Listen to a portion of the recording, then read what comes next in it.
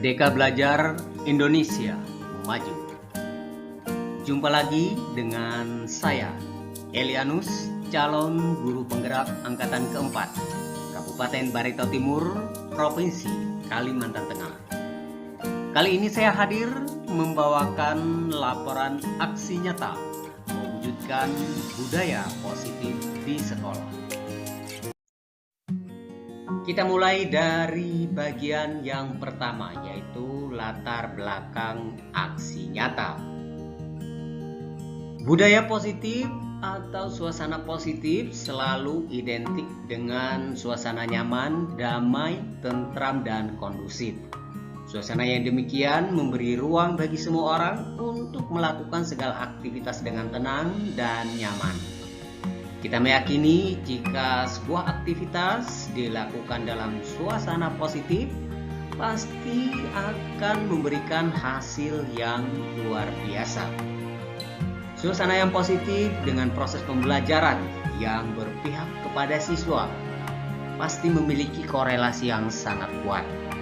Dalam suasana positif, siswa diperlakukan dan dilayani sebagai manusia merdeka, bebas dari tekanan, dan dengan demikian berarti mereka dapat belajar dan bertumbuh sesuai dengan kodratnya dalam suasana yang bahagia atau well-being.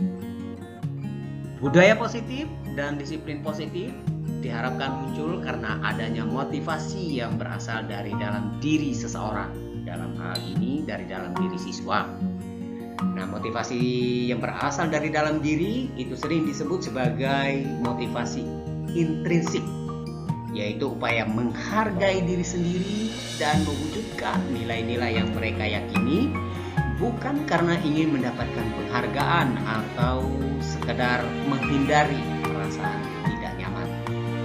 Seseorang akan lebih bersemangat dan bersungguh-sungguh saat mewujudkan nilai-nilai atau keyakinan-keyakinan dibandingkan dengan mengikuti serangkaian peraturan-peraturan.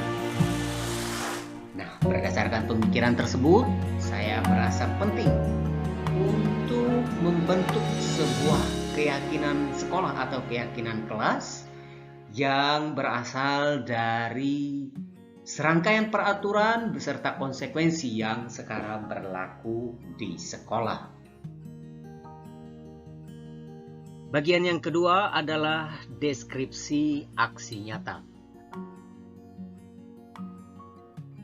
Aksi nyata yang dilaksanakan adalah merupakan sosialisasi budaya positif dengan materi-materi sosialisasi seperti yang pertama perubahan paradigma, stimulus respon, dan teori kontrol. Yang kedua, materi tentang teori motivasi perilaku manusia, mencakup teori internal dan eksternal. Yang ketiga, materi tentang keyakinan kelas. Yang keempat, materi tentang hukuman dan penghargaan. Yang kelima, materi tentang 5 kebutuhan dasar manusia. Dan yang keenam, materi tentang 5 posisi kontrol guru, serta yang ketujuh adalah materi tentang segitiga restitusi. Setelah melaksanakan sosialisasi, saya dan 2 orang teman calon guru penggerak dari sekolah kami mengadakan acara curah pendapat untuk mengubah peraturan sekolah dengan segala konsekuensinya menjadi keyakinan sekolah dengan poin-poin keyakinan yang lebih ringkas dari poin-poin peraturan sekolah. Hal ini kami maksudkan agar poin-poin keyakinan lebih mudah diingat dan dihayati oleh para siswa. Berikutnya, alasan melakukan aksi nyata berbentuk sosialisasi dan perumusan keyakinan kelas adalah dengan pertimbangan bahwa hal tersebut merupakan dasar dari penerapan budaya positif. Kemudian dari sosialisasi dan keyakinan kelas yang dibuat juga merupakan dasar untuk mewujudkan merdeka belajar dan profil pelajar Pancasila. Selanjutnya adalah tujuan dari aksi nyata. Yang pertama, tujuannya adalah para guru mampu menerapkan budaya positif di sekolah sehingga dapat menjadi teladan bagi para siswa. Tujuan yang kedua adalah guru mampu menerapkan restitusi saat menangani masalah yang dilakukan oleh siswa berdasarkan keyakinan sekolah atau keyakinan kelas yang telah dibuat. Yang ketiga adalah mampu menumbuhkan budaya positif di dalam diri siswa. Serta yang keempat, di dalam menerapkan perilaku disiplin positif, siswa memiliki kesadaran dari dalam diri mereka sendiri, sehingga dalam upaya mewujudkannya, mereka lebih bersemangat dan bersungguh-sungguh, serta tetap merasa merdeka dan bahagia. Yang menjadi tolok ukur keberhasilan dari aksi nyata, yang pertama adalah adanya peningkatan perilaku budaya positif yang dapat dilihat pada diri guru dan siswa. Yang kedua, guru dapat menerapkan restitusi untuk menyelesaikan permasalahan yang dialami oleh siswa berdasarkan keyakinan sekolah atau kelas yang telah dibuat melalui curah pendapat seluruh warga sekolah. Kemudian lini masa tindakan yang akan dilakukan pada minggu pertama dan kedua, saya melakukan persiapan pelaksanaan aksi nyata yang meliputi kegiatan meminta izin dan dukungan dari kepala sekolah dan pengawas sekolah, serta mempersiapkan bahan dan peralatan yang diperlukan dalam kegiatan aksi nyata.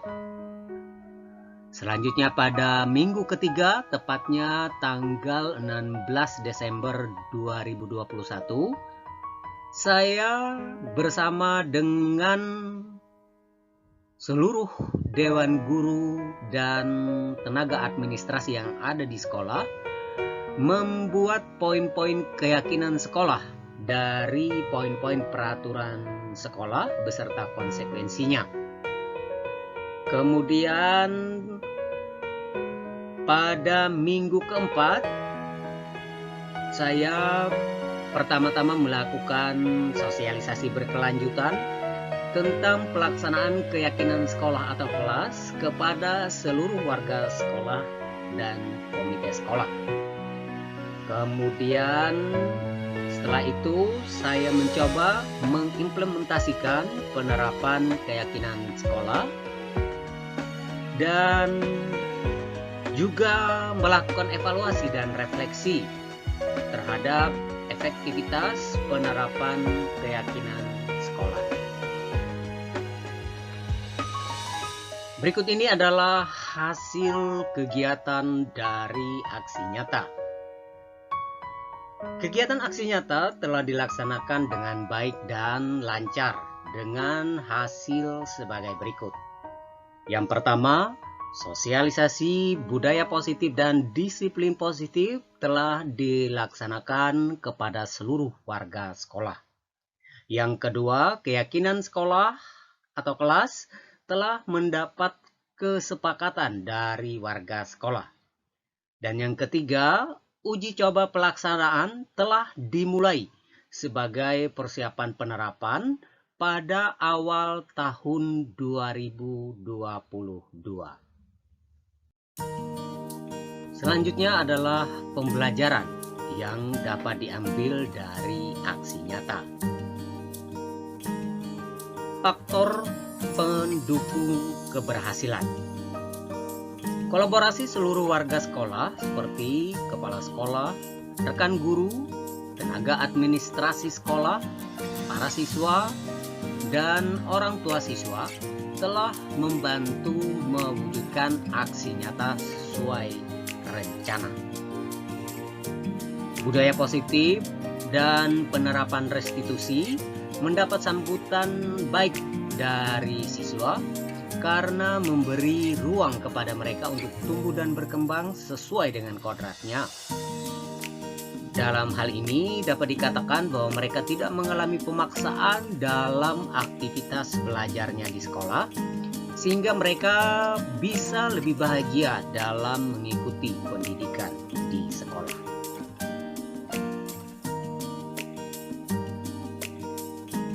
Dan rencana perbaikan untuk pelaksanaan di masa mendatang disertai dengan doa semoga pandemi COVID-19 segera berakhir, sehingga di tahun 2022 hasil aksi nyata ini bisa diterapkan secara menyeluruh sehingga dapat dirasakan manfaatnya. Sosialisasi dan pembiasaan menjadi sangat penting agar budaya positif ini dijiwai oleh setiap warga sekolah. Jika nantinya ada kekurangan berdasarkan hasil evaluasi dan refleksi, maka akan diperbaiki untuk penerapan yang lebih baik. Nah, ini adalah dokumentasi dari kegiatan aksi nyata berupa foto dan video. Ini adalah foto saat saya melakukan kegiatan koordinasi pelaksanaan aksi nyata dengan kepala sekolah dan pengawas sekolah.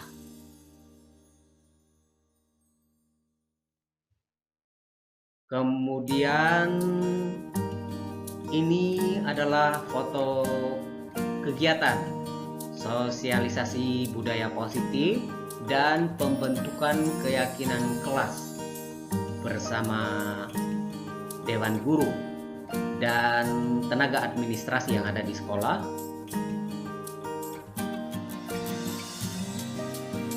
Kemudian ini adalah foto sosialisasi budaya positif dan pembentukan keyakinan kelas bersama dengan siswa. Dan ini adalah keyakinan sekolah atau keyakinan kelas yang berhasil dibentuk dengan memperhatikan peraturan sekolah dan konsekuensinya, atau di sini dicantumkan yaitu bobot poin dari pelanggaran peraturan sekolah kepada siswa.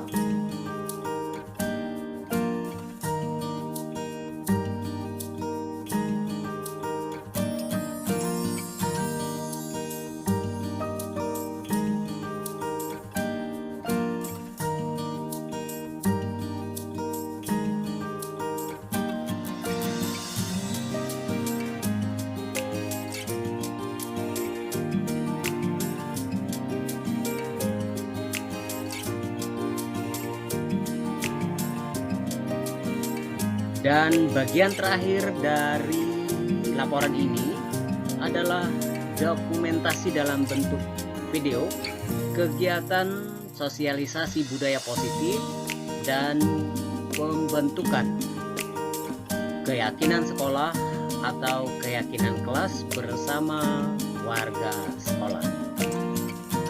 Selamat pagi dan salam sejahtera untuk kita semua. Puji dan syukur kita panjatkan kehadirat Tuhan Yang Maha Kuasa atas limpahan berkat kasih karunia, sehingga kita pada saat ini bisa berkumpul dalam keadaan sehat walafiat guna memenuhi tanggung jawab yang dibebankan dari Allah untuk kita laksanakan. Sebagaimana kita tahu, kita pada saat ini terpampang di belakang kita dengan judul sosialisasi budaya positif. Berbicara masalah budaya positif ini, Tentunya dalam era globalisasi yang pada saat ini berkembang dan besar, terdapat tentu kemajuan teknologi, ilmu pengetahuan, perkembangan budaya, sosial kultural dan sebagainya sangat cepat. Oleh karena itu, maka pada dasarnya budaya sosial tersebut juga mempunyai imbas terhadap hal tersebut. Nah, saat ini yang dinamakan dengan budaya tersebut itu ada beda sedikit dari budaya kerja, ada beda sedikit dari pelayanan terima, ada beda sedikit, ada perbedaan sedikit dari yang namanya pelayanan positif. Karena budaya positif ini diperlakukan di sekolah, maka paling satu utamanya adalah budaya positif ini yang dikembangkan sejalan dengan usia perkembangan kesehatan kita. Itu yang pertama. Kemudian substansi dari program yang kita jalankan pada saat ini adalah berbicara masalah pendidikan bahasa Islam. Guna memenuhi yang namanya siswa mempunyai moralitas, siswa mempunyai etika, mentalitas, kemudian mempunyai semangat nasionalisme, kemudian juga berlandaskan hati nurani luhur yang berjiwa Pancasila. Itu poin yang paling besar. Nah, kemudian keberhasilan pendidikan itu sebenarnya dibebankan kepada kita semua selaku dengan praktisi akademisi.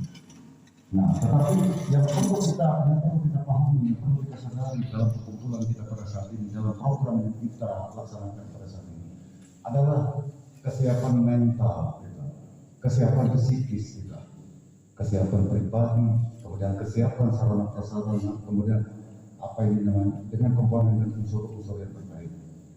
Nanti apakah penerapannya itu bisa kita terapkan, implementasinya sejauh mana implementasinya itu bisa kita jalankan, nanti pada gilirannya nanti akan ada sesi tanya jawab ya, dalam perkumpulan kita ini. Nah, artinya keberhasilan di dalam pelaksanaan pendidikan itu hanya selalu berbicara masalah prestasi akademik, baik itu kurikuler, kemudian nilai, kemudian berbicara angka-angka. Tetapi kita seringkali mengabaikan yang namanya budaya sikap. Nah, untuk itulah pada saat ini artinya hal tersebut dicoba untuk dikembangkan dan menjadi bagian dari pedoman pendidikan khususnya di tanah air kita, khususnya di sekolah. Budaya sikap itu penting untuk membentuk moralitas, integritas, dan kedisiplinan serta karakter siswa. Kalau nantinya apa yang saya paparkan tidak jelas, maka di depan kita ini 3 orang yang berhubungan. Nah, saya hanya bisa mengatakan demikian. Mari kita dukung program ini, mari kita laksanakan program ini, kemudian mari kita dukung kegiatan atau program guru penggerak di sekolah.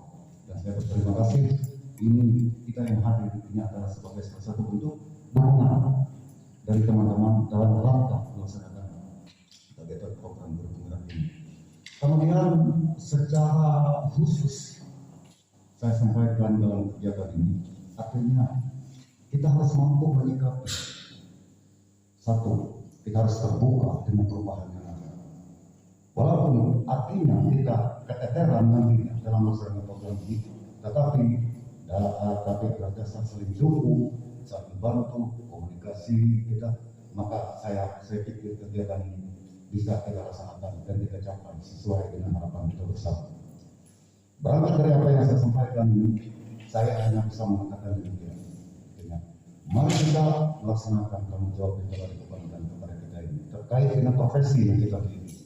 Ya, kesadaran menghadapi perubahan, kesiapan mental kita, kesiapan kita melaksanakan program budaya ini untuk menunjuk pada budaya, artinya budaya keyakinan warga sekolah itu mari kita laksanakan dengan sungguh-sungguh. Menyadari akan hal tersebut, maka pada saat ini dengan seizin kita, dengan perkenan kita semua, dan dengan pertolongan dari Tuhan Yang Maha Kuasa, maka kegiatan sosialisasi budaya positif dan curah pendapat penyusunan keyakinan sekolah tingkat satuan pendidikan ya kita menyatakan dimulai. Terima kasih.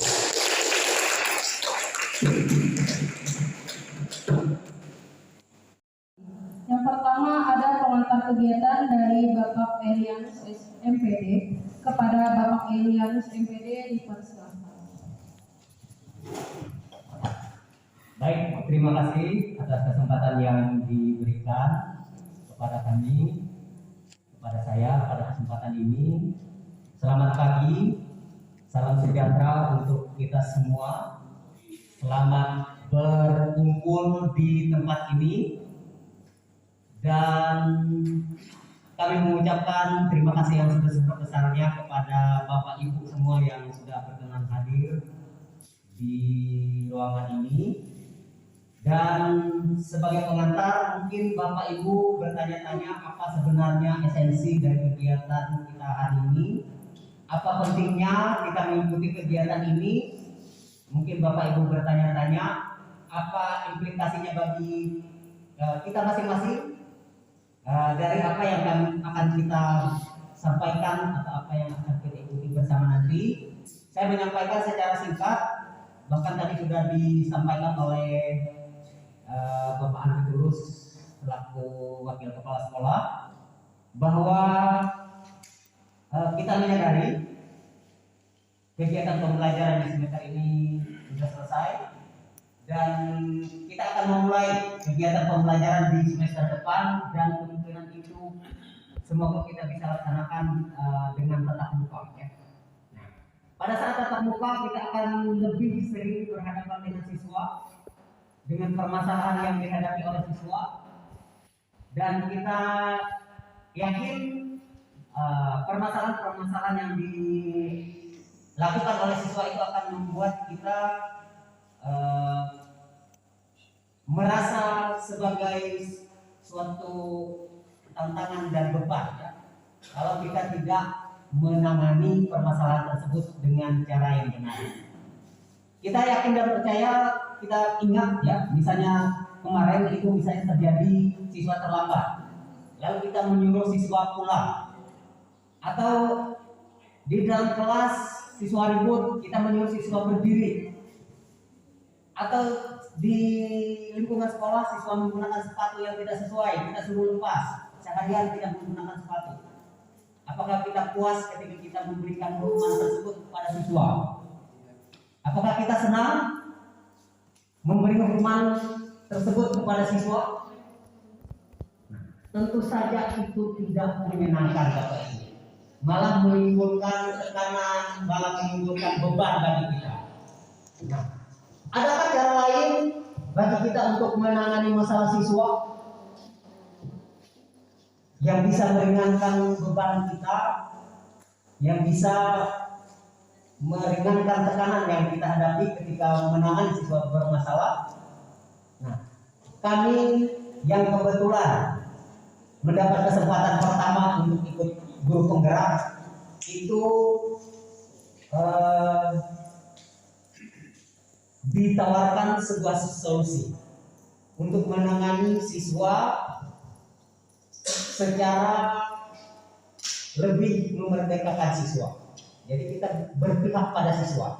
Ketika siswa bermasalah, bagaimana kita menyelesaikan masalah tersebut dengan cara yang berpihak kepada siswa. Jadi memikirkan bukan apa yang konsekuensinya ketika melakukan pelanggaran, tetapi bagaimana menimbulkan kesadaran kepada diri siswa itu supaya tidak melakukan pelanggaran lagi. Jadi kesadarannya muncul dari dalam diri siswa sendiri,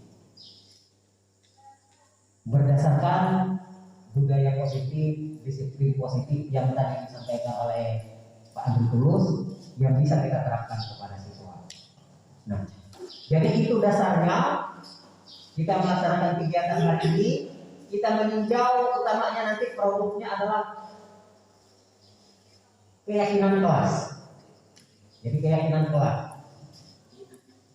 Nah, jadi produk itu nanti akan kita garap bersama. Namun sebelum itu akan ada sesi sosialisasi budaya positif. Jadi bagaimana bisa kita mewujudkan keyakinan kelas. Nanti pertama Pak Erdi akan menyampaikan, dilanjutkan dengan saya dan juga Ibu Ceng. Nah, demikian pengantar dari saya. Seperti yang disampaikan oleh Pak Tulus, saya ingin menggarisbawahi bahwa ketika kita mau berubah, yang penting ada niat terlebih dahulu. Nah, kehadiran Bapak Ibu di ruangan ini menunjukkan kepada kami bahwa kita yang hadir itu memiliki niat untuk merubah paradigma mendidik siswa-siswi kita. Dan semoga apa yang kita mulai nanti kita bisa bergerak bersama melakukan perubahan, dan dari yang kita lakukan itu kita bisa menarik simpati, menarik juga minat rekan-rekan kita yang belum sempat hadir pada kesempatan ini. Baik, selanjutnya saya kembalikan kepada pembawa acara untuk melanjutkan acara kita. Terima kasih. Jelas harus memahami, Bapak Ibu. Paradigma secara simpel itu mengatakan bahwa itu adalah pandangan kita. Setuju ya Bapak Ibu? Setuju ya? Bahwa pandangan kita tentang sesuatu hal yang kita lihat. Namanya paradigma. Saya dengan komunis itu berbeda paradigma ya. Pandangannya melihat sesuatu itu berbeda.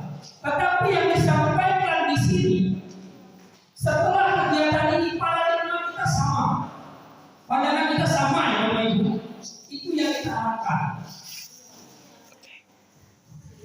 Contohnya seperti ini Bapak Ibu. Saya ingin memberikan contoh sebelum saya masuk ke paradigma stimulus respon. Mudah Bapak Ibu bisa melihat ya. Mudah bisa melihat yang di belakang karena terlalu kecil slide-nya. Saya mulai seperti ini. Apakah Bapak Ibu yang hadir pada saat ini punya pandangan atau paradigma Bapak Ibu bahwa siswa itu sama atau tidak? Memiliki kebutuhan yang sama atau tidak? Oke, terima kasih Bapak Ibu jawabannya. Saya berharap jawabannya memang seperti itu dan itu dilakukan. Ya Bapak Ibu, kita semua bukan hanya Bapak Ibu, tetapi saya pribadi. Saya juga harus melakukan, mudah-mudahan paradigma kita sama. Karena ketika kita merujuk ke pengalaman-pengalaman kita, paradigma kita bahwa ketika siswa itu ingin, ingat ya Bapak Ibu, ketika saya masuk ke dalam kelas, saya menginginkan setiap siswa itu paham dengan pelajaran saya. Benar Bapak Ibu ya? Benar ya? Pasti kita menginginkan ketika saya masuk pelajaran ini, saya menginginkan tujuan pembelajaran saya harus tercapai. Sedangkan tidak semua siswa bisa memahami apa yang kita sampaikan dan mereka senang dengan itu. Jadi Bapak Ibu, yang diinginkan seperti ini. Ketika kita menanam atau kita diberikan benih padi sudah ditanam, apakah mungkin bisa dilakukan? Tidak mungkin. Ya Bapak Ibu. Jelas ketika dia sudah ditanam jagung atau padi, padi akan tumbuhnya menjadi padi. Tidak mungkin dia menjadi jagung. Nah itu yang pengen diajarkan di paradigma ini Bapak Ibu. Jadi kita harus bisa melihat bahwa siswa itu memiliki bakat minat yang berbeda dan kita tidak bisa memaksakan kehendak kita. Itu ya Bapak Ibu. Jadi mulai hari ini kita bersama-sama mudahan paradigma Bapak Ibu yang menyatakan bahwa siswa itu berbeda, mudah-mudahan itu memang dilakukan, real dilakukan secara nyata di kegiatan aksi nyata kita ketika kita mengajar atau kita berada di lingkungan sekolah ini Bapak Ibu. Yang diinginkan pemerintah saat ini yang seperti Bapak Ibu sampaikan tadi, yaitu penerapan tentang teori kontrol itu Bapak Ibu. Nanti Ibu Rice akan lebih dalam lagi tentang teori kontrol itu. Saya hanya membuka saja tentang teori kontrol. Di sana sudah disampaikan teori kontrol adalah strategi yang mengatur tingkah laku manusia dalam menyesuaikan atau aturan-aturan yang berlaku. Itu definisinya atau itu pengertian dari teori kontrol tersebut. Jadi Bapak Ibu, ketika sudah kita mempelajari paradigma ini, saya juga sebenarnya beranggapan bahwa setiap saya masuk kelas itu siswa harus paham dengan yang saya ajarkan. Tapi kenyataannya tidak semua siswa itu paham. Meskipun kita merasa bahwa model pembelajaran kita sudah bagus, cara kita berbicara sudah bagus, cara kita menyampaikan materi sudah lengkap, pelajaran kita rasa menarik, tapi ternyata realitanya tidak semua ya Bapak Ibu. Tidak semua seperti itu.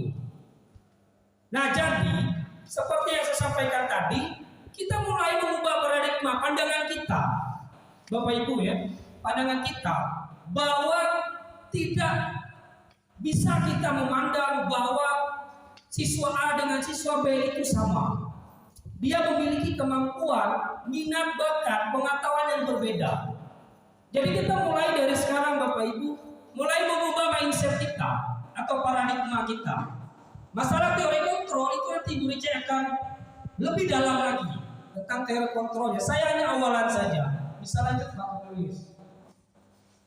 Ya, ini adalah prinsip yang saya katakan tadi. Ada 4 prinsip teori kontrol. Bisa Bapak Ibu lihat. Yang pertama, tidak memaksakan keinginan atau kehendak. Biasanya kita menginginkan apa? Tolong baju masukin. Benar ya Bapak Ibu? Ya. Seperti itu.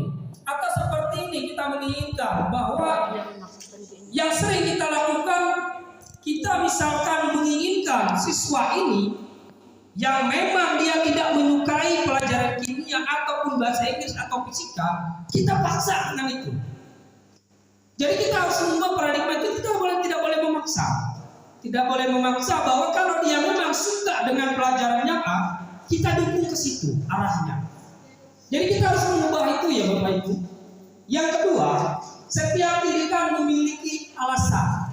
Jadi setiap siswa kita ketika dia terlambat pasti mempunyai alasan. Kita pun yang hadir pada saat ini pasti ada alasan juga. Kenapa kita bisa hadir pada saat ini? Yang ketiga, menggunakan suara yang halus itu yang sangat sulit. Ketika ada siswa yang berbuat salah, nada kita apa? Keras dengan suara yang keras, setelah itu kata-katanya yang berat. Biasanya kata-kata yang sulit. Yang keempat, apapun yang dilakukan murid bisa diterima. Jadi ini adalah 4 prinsip teori kontrol. Kalau 4 prinsip ini bisa dilakukan, baru sekolah kita bisa dikatakan mempunyai sekolah yang memerdekakan Bapak Ibu. Karena saya sering ada berbincang kepada siswa, bagaimana rasanya sekolah di SMK Ranggatua. Mereka mengatakan, kebanyakan dari mereka, bahwa sekolah SMK Ranggatua saat ini tempat yang tidak menyenangkan. Itu tamparan keras bagi saya dan Bapak Ibu dengan jawaban itu. Sedangkan yang diinginkan pemerintah, sekolah adalah rumah kedua yang indah bagi mereka. Jadi itu yang harus kita lakukan adalah bagaimana kita menerapkan prinsip teori kontrol itu Bapak Ibu. Sulit ya Bapak Ibu. Saya juga sulit. Tetapi tidak ada yang tidak mungkin ketika ada niat. Niatnya dari diri kita sendiri dulu. Baru kita bisa menyalurkan kepada rekan-rekan kita ataupun siswa kita. Jadi itu yang perlu kita ingat ya Bapak Ibu tentang teori kontrol, ada 4 itu. Bisa lanjut Pak Cornelius? Ya, bertanya nanti pagi ada sesinya. Ya.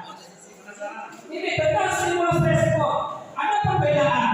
Tadi stimulus respon yang diinginkan adalah teori kontrolnya. Bagaimana cara kita memandang dunia, itu contohnya. Coba dilihat di sebelah kiri. Baik, terima kasih atas kesempatan yang diberikan kepada saya. Selamat pagi, salam sejahtera untuk kita semua, salam sehat dan bahagia. Bapak Ibu yang saya hormati, terima kasih atas kehadirannya dalam sosialisasi budaya positif pada hari ini, di mana saya mendapat giliran yang kedua setelah tadi Pak Erdi menyampaikan tentang perubahan paradigma dan budaya positif. Saya menyampaikan dua materi. Yang pertama tentang keyakinan kelas dan yang kedua tentang pemenuhan kebutuhan dasar. Nah, Bapak Ibu, langsung saja. Di sini judulnya adalah keyakinan kelas. Apa tujuannya kita mempelajari atau membuat keyakinan kelas atau keyakinan sekolah? Di sini tujuannya adalah yang pertama memahami pentingnya memiliki keyakinan kelas sebagai fondasi dan arah tujuan sebuah sekolah atau kelas. Dan yang kedua, memahami proses pembentukan dari peraturan-peraturan beralih keyakinan kelas. Bapak Ibu, selama ini di sekolah kita menerapkan berbagai macam peraturan dengan demikian banyak konsekuensinya, ya, dengan sekian banyak bobot yang kita terapkan. Nah, apakah kita bahagia, apakah kita senang ketika menerapkan peraturan sekolah tersebut, kemudian menerapkan bobot-bobotnya kepada siswa? Tentu saja ada rasa tidak senang, ada rasa terbebani ketika kita memberikan bobot pelanggaran kepada siswa. Seperti contoh misalnya, siswa tidak mengerjakan tugas, kita suruh berdiri di depan kelas. Kemudian siswa terlambat, kita suruh berdiri menghormati bendera di tengah lapangan. Nah, apakah kita senang melakukan itu kepada siswa? Tentu saja tidak. Pasti ada sedikit rasa tidak puas, tidak senang dengan kondisi tersebut. Nah, adakah cara lain selain itu? Kami sebagai peserta pendidikan guru penggerak mendapat semacam metode baru, ya, untuk menangani siswa dengan penerapan budaya positif untuk menyelesaikan permasalahan ataupun pelanggaran yang dialami oleh siswa. Nah, seperti apa contohnya, ya, pelanggaran tersebut? Misalnya tadi terjadi keterlambatan, maka kita akan mengingatkan kepada siswa tentang keyakinan kelas, kemudian memastikan siswa tersebut untuk memperbaiki diri dengan menimbulkan kesadaran dari dalam dirinya untuk tidak mengulangi kesalahan yang sama. Nah, lalu di sini keyakinan kelas dibandingkan dengan peraturan kelas. Peraturan berasal dari luar diri seseorang. Jadi peraturan itu diterapkan kepada seseorang. Sementara keyakinan itu berasal dari dalam diri seseorang, muncul karena kesadaran dirinya sendiri. Nah, oleh karena itu kita nanti akan menyusun keyakinan kelas dengan harapan keyakinan kelas ini akan membangkitkan siswa-siswi kita untuk berperilaku positif atas kesadaran sendiri, ya, atas kesadarannya sendiri. Jadi tidak dipaksakan atau tidak diminta oleh orang lain. Nah, ini akan lebih membuat siswa merasa merdeka dalam menjalankan aktivitasnya sebagai pembelajaran. Siswa melakukan pelanggaran, bahkan kita sebagai guru pun terikat dengan peraturan dan konsekuensi. Kalau kita misalnya melanggar, sering terlambat, kita pasti mendapat teguran. Tidak masuk juga demikian. Nah, yang kedua tujuannya adalah memahami proses pembentukan dari peraturan-peraturan beralih ke keyakinan sekolah atau keyakinan kelas.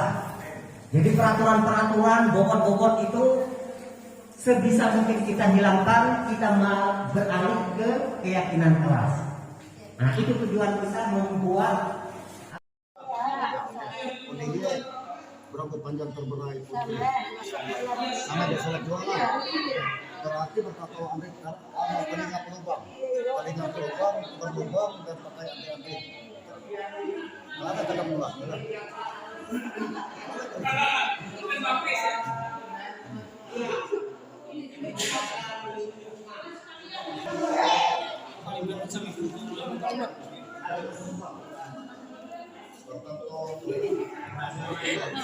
Nah, apa tuh kau nih?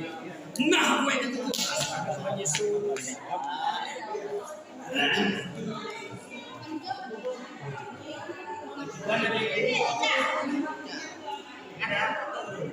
Misalnya kan kita kan membangun pemahaman kedisiplinan. Misalnya sudut ini kan tergantung sudut pandang lagi. Misalnya kita memandang ketika mengkonsumsi miras, mengkonsumsi alkohol, itu yang dirugikan adalah kesehatan. Maka kita mau memperbaiki pemikiran siswa itu, jangan misalnya mengkonsumsi itu karena bisa merusak kesehatan. Atau hidup sehat tanpa rokok, tanpa narkoba, itu sudah sudah masuk kalimat baru. Hidup sehat tanpa narkoba.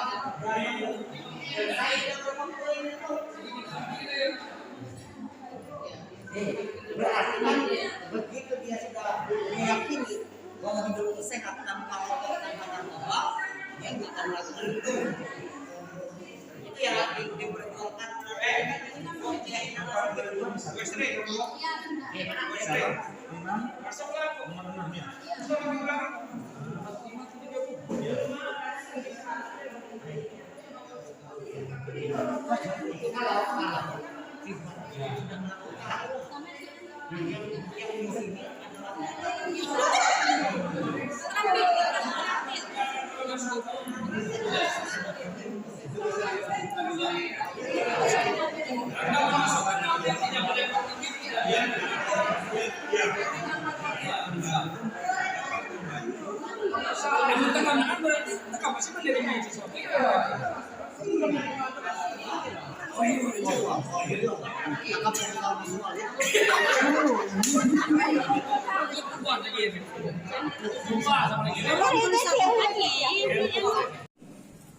Salam sejahtera untuk kita semua.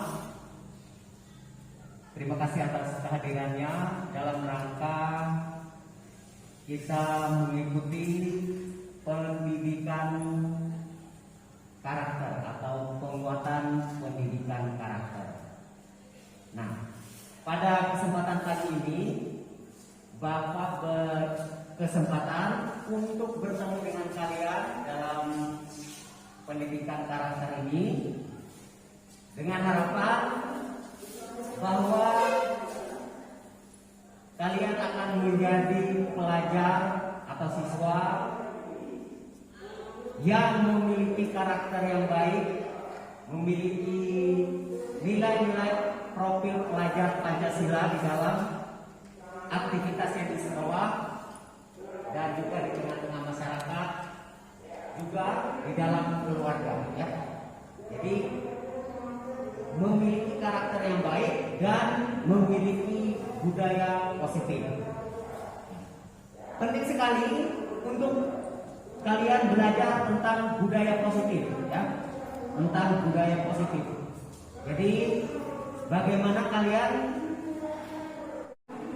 tetapi itu merupakan sebuah kebiasaan yang lahir dari dalam diri kalian sendiri atas kesadaran kalian. Jadi seperti itu. Nah, pada kesempatan ini Bapak ingin menyampaikan kepada kalian bagaimana sekarang sekolah itu memperhatikan kalian supaya bisa menerapkan disiplin positif di dalam dirinya, ya. Jadi sekarang sekolah itu tidak zamannya lagi, ya. Bapak Ibu guru tidak zamannya lagi memaksa kalian untuk disiplin, membentak-bentak kalian ketika terlambat, kemudian menghukum kalian ketika ribut di kelas. Itu tidak zamannya lagi. Misalnya kalian ribut kelas disuruh berdiri, atau tidak bisa mengerjakan soal disuruh berdiri.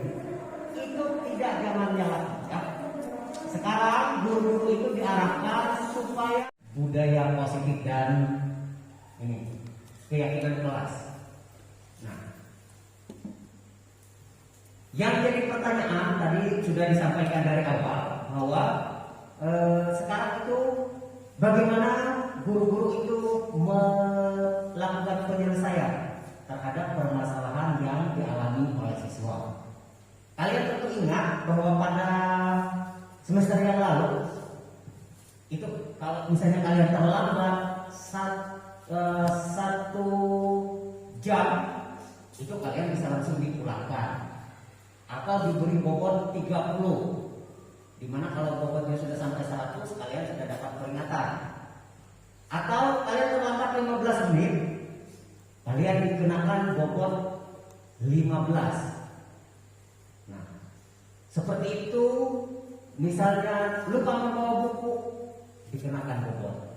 Nah, sekarang kami bertiga itu membawa misi perubahan untuk kalian, bahwa kalian itu tidak selalu harus diperlakukan dengan atau ditertibkan dengan peraturan-peraturan, ya. Tetapi ada cara lain untuk menumbuhkan niat dari dalam hatinya itu untuk melakukan atau berbuat sesuai dengan perilaku kedisiplinan. Nah, kenapa sekarang itu ada keyakinan sekolah? Kenapa ada keyakinan sekolah? Kenapa tidak peraturan sekolah seperti kemarin yang diterapkan pada semester yang lalu, ya? Coba kalian pikirkan, ketika kalian menjalankan agamanya sebagai keyakinan, apa yang kalian rasakan? Bagaimana kalian menjalankan keyakinan kalian dalam hal beragama? Ada yang mau berpendapat? Bagaimana? Coba. Pasti lebih tekun, lebih apa lagi? Ada lagi? Lebih sungguh-sungguh, ya. Jadi, kenapa keyakinan? Karena ketika menjalankan keyakinan, mewujudkan keyakinan, orang bisa lebih sungguh-sungguh dibandingkan hanya menaati atau mengikuti peraturan-peraturan. Benar nggak? Benar, ya. Jadi sekarang Bapak Ibu guru bukan tidak bisa menerapkan peraturan, tetapi lebih mengedepankan perwujudan dari keyakinan, ya. Jadi nanti kalian dituntun untuk melakukan disiplin, berperilaku disiplin itu atas kesadaran diri sendiri, ya. Kalau atas peraturan itu bukan kesadaran diri sendiri. Nah, sekarang kita lihat di sini ada keyakinan sekolah. Keyakinan sekolah ini untuk menumbuhkan kesadaran tadi dari dalam diri sendiri, ya. Misalnya di situ ada salah satu poinnya. Perilaku positif mencerminkan akhlak yang baik. Nah, itu salah satu poinnya. Ini terkait kalau peraturan sekolah kemarin itu terkait misalnya dilarang bertindak asusila dengan teman. Itu kan termasuk perilaku, ya. Perilaku yang kurang baik. Dilarang misalnya mengucapkan kata-kata yang melanggar etika. Itu perilaku. Nah, hanya dengan satu kalimat perilaku positif mencerminkan akhlak yang baik. Jadi kalian sudah sadar bahwa kalau saya berperilaku positif, tidak terlibat tindakan asusila, pacaran berlebihan, itu mencerminkan akhlak kalian. Nah, ada lagi poinnya misalnya itu hidup damai, tentram, dalam toleransi. Salah satu poinnya hidup damai, tentram, dalam toleransi. Jadi hidup damai dan tentram dalam toleransi. Apa kemarin peraturannya? tidak boleh berkelahi, ya, tidak boleh menghina agama lain. Nah, itu kan tidak damai, tidak tentram kalau itu terjadi. Nah, sekarang keyakinan kelas kita adalah hidup damai dan tentram dalam toleransi. Apakah kita yakin kalau kita bertoleransi hidup kita akan damai dan tentram? Yakin nggak? Nah, kalau kita yakin berarti dalam keseharian aktivitas dan perilaku kita pasti kita mengedepankan hidup damai dan tentram, ya. Tidak berkata kasar, tidak memaksakan kehendak kepada orang lain. Dan masih banyak poin lagi, tetapi ini keyakinan sekolah atau keyakinan kelas ini jauh lebih sedikit dari peraturan kemarin yang jumlahnya hampir 30 poin. Sekarang ini hanya 9 poin, ya. Tujuannya apa 9 poin? Kita bisa menghafal. Jadi kalau kemarin misalnya datang 15 menit dikasih skor, ya, kasih hadiah 30 poin. Tetapi sekarang diganti dengan keyakinan kelas. Datang ke sekolah 15 menit lebih awal membantu saya untuk mempersiapkan diri belajar lebih baik.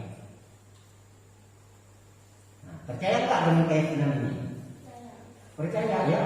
Jadi kalau kita datang sudah waktu belajar pasti kita ngos-ngosan, ya. Nggak ada lagi waktu untuk mempersiapkan diri. Tapi kalau kita datang 15 menit sebelum mulai pembelajaran, kita pasti akan lebih tenang saat menghadapi pelajaran. Nah, ini terkait keyakinan kelas yang akan kita terapkan nanti. Mudah-mudahan di tahun depan kita sudah turun, ya. Turun karena pandeminya sudah selesai dan kita mulai belajar, ya. Bapak Ibu guru akan menerapkan pembelajaran yang berpihak kepada murid, ya, kepada kalian. Jadi kami tidak seperti kata Pak Eri tadi, tidak menjadi orang yang memaksa kehendak. Kalian harus begini, harus taat kepada kami, tidak. Tetapi kami adalah seperti kalian, merasakan posisi kalian, merasakan potensi kalian, merasakan di mana kelemahan-kelemahan kalian, ya. Jadi ini adalah sosialisasi awal, ya. Nanti akan terus kita sosialisasikan kepada kalian dan kepada teman-teman kalian. Nah, sampai di sini ada yang mau ditanyakan? Sudah jelas, ya? Baik, kalau sudah jelas sosialisasi hari ini kami anggap selesai. Nanti keyakinan kelas ini akan kami berikan kepada kalian. Lalu siapa tahu kalian punya masukan, nanti masukan tersebut akan kita gunakan untuk bersama-sama memperbaiki keyakinan kelas yang ada ini. Jelas? Baik. Ada lagi pertanyaan? Kalau tidak ada, sosialisasi untuk hari ini selesai. Mungkin ada tambahan dari Ibu Jenny, Ferry? Tuh. Baik, terima kasih Bapak Ibu atas kehadiran Bapak Ibu memenuhi undangan saya dalam rangka sosialisasi budaya positif. Dan kali ini saya ingin menunjukkan bagaimana menerapkan restitusi untuk menyelesaikan pelanggaran yang dilakukan oleh siswa.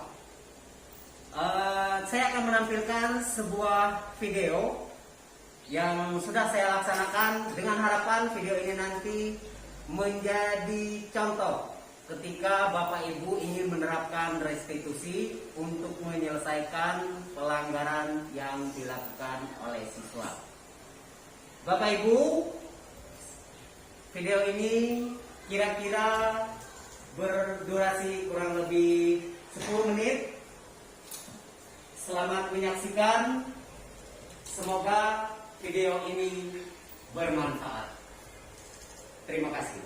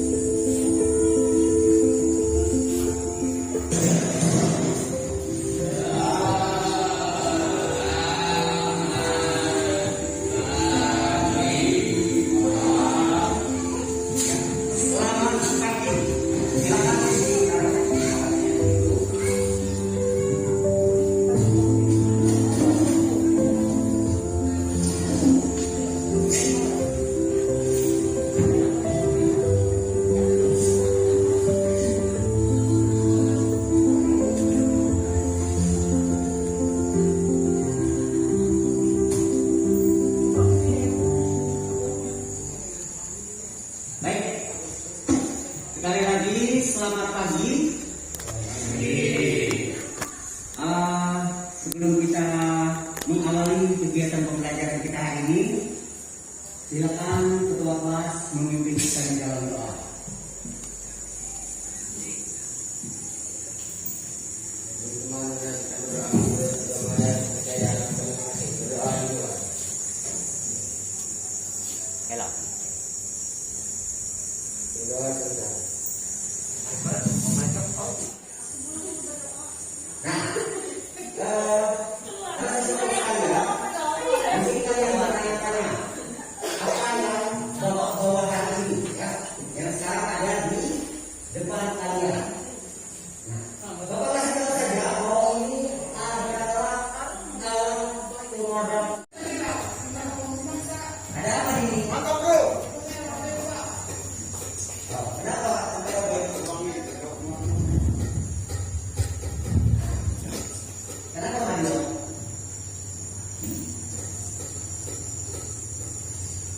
Bapak ini kalian berpelanikan.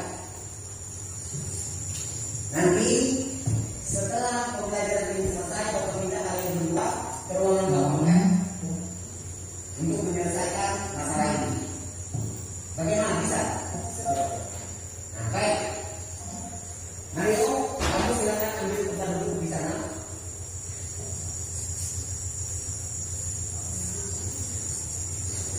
Nah, baik, kita sudah belajar dengan baik. Kayaknya ada masalah di pembelajaran ini.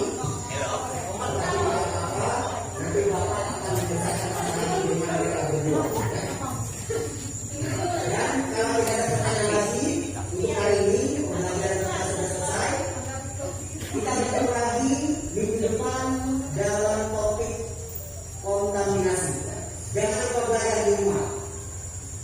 Ada pertanyaan? Kalau tidak ada, baik. Selamat pagi, sampai berjumpa minggu depan.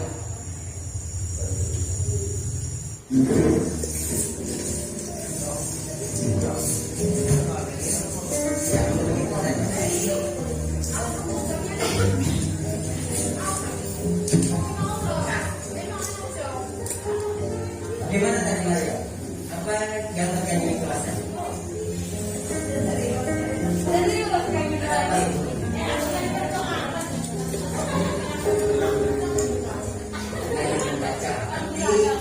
akibatnya fokus ini sampai baik. Coba Mario, masih ingatkah kamu dengan keyakinan kelas kita? Masih ingat? Coba kamu sebutkan apa keyakinan kelas kita tentang menjaga dan menghormati orang lain. Ya. Bagus, kamu masih ingat ya? Barang milik aman, belajar tenang. Ya, jadi kalau yang seperti ini kan sampai rusak barangnya. Berarti jadi ini kalian berdua nggak akan bisa belajar tenang ya. Kamu yakin dengan keyakinan kelas itu? Yakin ya? Bagus ya.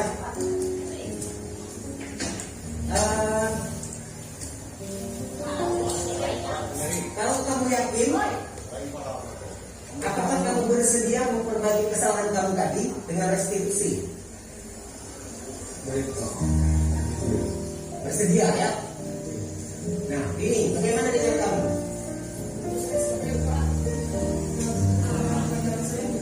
Coba mau lihat bukunya.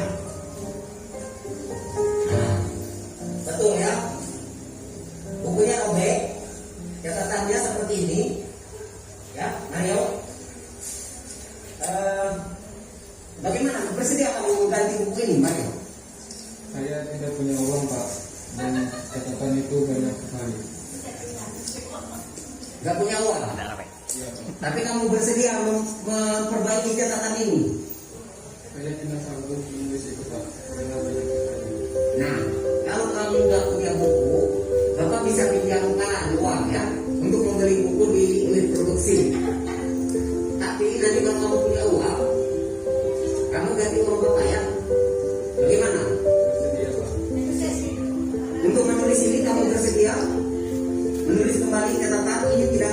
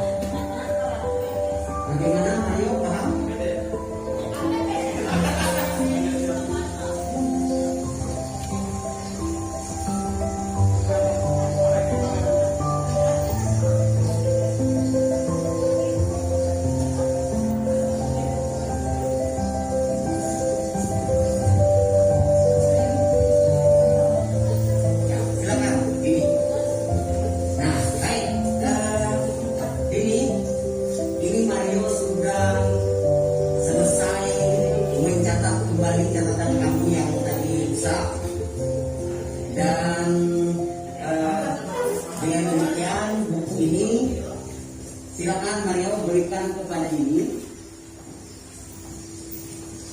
Ya, jadi dengan demikian masalah kita sudah selesai ya. Gimana perasaannya ini?